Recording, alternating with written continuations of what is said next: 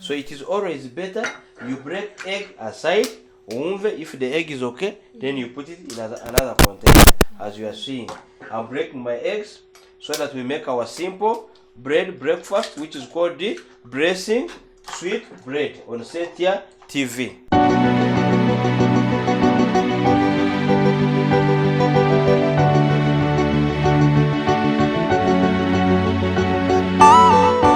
Welcome back on Cynthia TV with another episode. Today we have come with a simple snack that you can make on your breakfast. We've called it Blessing Bread, which is very sweet for you on our breakfast. Yes. Blessing is our kid at home. We decided to make this recipe calling her name. So ngoko murabibona tuhagarutse kuri Cynthia TV tufite akandi ka episode ko gukora umugato ryoshe ushobora kurya mu gitondo kuri breakfast. Haruko twe kuri Cynthia TV twawise izina y'umwana wacu, twawise Blessing Sweet Bread. These are our ingredients. Here we have our bread, we have eggs, we have sugar, blue band, we have milk, we have olive oil. Very simple. Ntabwo keneye ibintu byinshi. Uyu mugato no wacu wa Blessing umwana wacu. Rero wowe ukurikiye kuri Cynthia TV usaka gukora umugato wacu wa Blessing twakoze kuri Cynthia, nawe waba ukeneye kusaba amagi nombazo tse n'amajyanga kizaterwa n'abantu bafite mu rugo rwawe. Twebwe turi batatu mu rugo tugiye gukoresha amagi 5 yonyine. Turashaka ya amagi yacu gora yabona tuyamene muri iyi container, sibyo? Kandi uwo muramena amagi yo kuvanga iryo rimenera ku ruhande Cynthia kugira ngo usakumena igi ukasanga hari ibintu wari wasize mu kandi igi kaza rufuwe ukasanga byose waceki wabimene. So it is always better you break egg aside. If the egg is okay, then you put it in another container, as you are seeing. I'm breaking my eggs so that we make our simple bread breakfast, which is called the Blessing Sweet Bread on Cynthia TV. Sibyo nawe mu rugo so gukora kiti izina ryawe cyangwa kayitira ikindi kintu. Ariko uyu mugati no mwiza wararyoshe na amagi turashyiramo amata, tushyiremo isukari, tushyiremo breba. Aya n'amata yacu yabona ni Inyange, sibyo? Tusiye gushyiramo tuvange. Nitumara kuvanga turashyiramo sukari. Sukari ndaza gushyiramo amagaramu nka 20. A pinch with my hands. I understand that this is enough. Nturangira ndafata breba ya breba nebisanzwe. Breba ndaza kuyikora ki kuyisongesha ku ipanu ukunguku. No breba ndamuda yisongesha. Nyamara kuyisongesha ndaza nyisire hehe mu ya mix yanjye y'amagi, sukari na mata. Cynthia urimo rakurikira? Yego. Niturangiza tubivange neza, sibyo?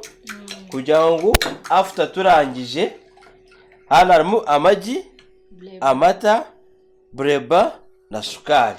Uyu mugato wacu mwiko twawise Blessing Sweet Bread usangwa kuri Cynthia TV. Usaka kora kuri breakfast wateguye icyayi ukarya uyu mugati woryose neza. Uko mujya kubibona. Turarangiza rero twamaze kuvanga tugiye kuzana wa mugati. Okutubigenza iyi pano bibuke twametingeho butter. Nyuma tufite ya olive oil yacu hano. Nyuma tukunda kuvuga olive oil na mafuta meza atafite ikibazo ku mubiri w'umuntu. Kurusha gukoresha ya mafuta asanzwe. Then after nzafata wa mugati. Urabona umugati wacu uti which is Blessing Sweet Bread on Cynthia TV. Ndangize nsire ku ipano yanjye eri ku muriro erashushe neza. Uyu mugati ndakubuye ngo Cynthia uyu muntu atukurikiye nawe uteka kuri breakfast. Azatuhamagare kuri 078 6 7 20 39. Ibyiza byose nakubuye ngo bazaba babisanga kuri Cynthia TV. Uyu mugati ni mwiza mu gitondo wakarya kuri breakfast reka wumva ko ntabwo ikigati kirumutse no n'ibindi amagi abiri siramuka breba usema amata n'akasukari ubivange usire ku ipanu ukora ka breakfast umugabo ajye mu kazi afite ki imbaraga yavuye mu rugo yishimye na wazana amafaranga urugo rukomeze sibyo ubutumwa turakafata kugira ngo akagati mugati wacu ufate ya maji asene nayo warigaga umureti ukawuriya wonyine ukaza kugira hano biroroshe kuri Cynthia TV uzagigisha byinshi byiza byose uzatubisanga kuri Cynthia TV cyaje wasanga kugira ngo uriyo mureti ngo uryice hano uko ujye kuriyo mugati guri kumena ki no mureti amata harimo intungamubiri nyinshi mu maji harimo intungamubiri nyinshi urumva ufashe ifunguro ryuzuye byose rijya mu mugati yego uburyo kujya mu kazi umeze neza wishimye nta mushiha nta muzinya nta munabi ko wariye neza wavuye twabyize kuri Cynthia TV show umugati watwabise blessing sweet bread nawe wita izina ryawe ushaka so twabuse blessing kubona umwana wacu tukunda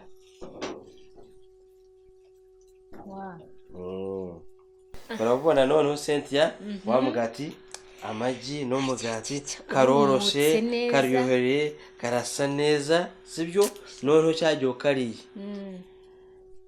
no buryohe gusa no buryohe kabisa useheye kwisane umugabo wamuteguriye akacyayi wamuhaye akagati keza nkaka kucyatakunda nta cyatuma atagukunda ikibanga no kureba Cynthia TV show buri gihe twatwakisha byiza tubigisha guteka amasaladi tubigisha gutegura ifunguro runaka byose muzabibona mutukurikire kuri Cynthia TV show nko kumurabona tumuturakora blessed sweet bread ariko ugomba kufite inzara zikase neza zisukuye wakarabye nuzave mu myanda wavuye muri toilette ufite umwanda ngo uzofutekere umugabo no ugomba kufite isuku Cynthia wa mugati wawe ubonye sibyo ibintu byoroshe mu rugo rwawe ntabwo kintu ibintu bahambire ngo uzatuha amafaranga menshi ariko muri byose nakubuye ngo igikoni kirangwa n'isuku